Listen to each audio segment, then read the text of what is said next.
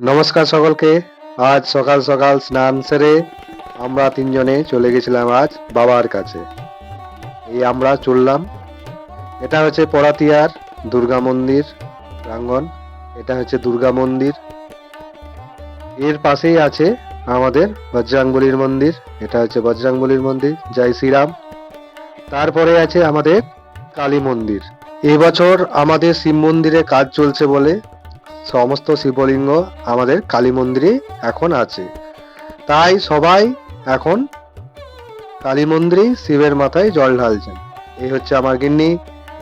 3টি শিবলিঙ্গকে প্রথমে ঘি মধু গঙ্গা জল দিয়ে অভিষেক করিয়ে নিচ্ছেন। তারপরে আমরা একে একে জল ঢালবো। আমার স্ত্রী, আমার মেয়ে এবং আমি জল ঢালবো।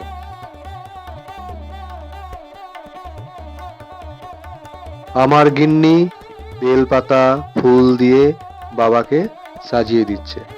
তারপর আমরা একে একে আমাদের জল ঢালা সম্পন্ন করব।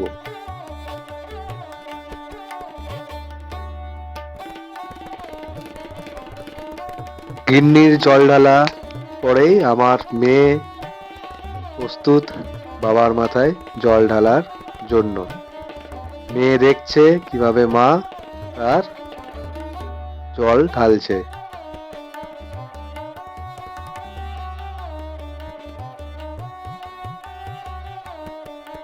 গিন্নির জল ঢালা শেষ হওয়ার পরেই আমার মেয়ে তার নিজের মতো করে বাবাকে সাজিয়ে নিচ্ছে। তারপরে সে জল ঢালবে।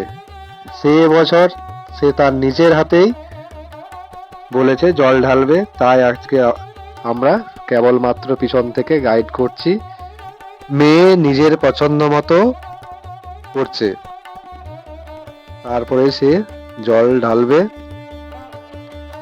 সবার শেষে আমি বাবার মাথায় জল ঢেলেছিলাম। এই দেখুন আমার মেয়ে জল ঢালছে।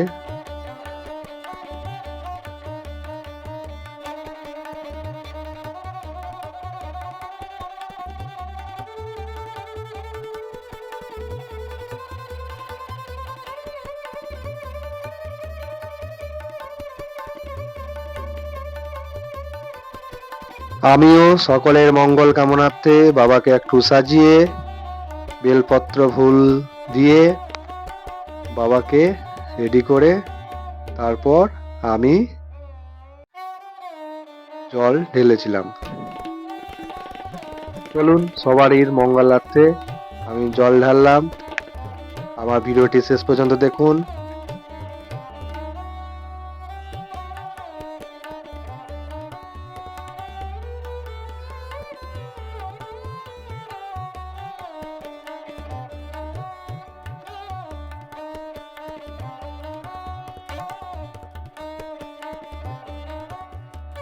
যদি ভালো লাগে অবশ্যই লাইক শেয়ার কমেন্ট করবেন।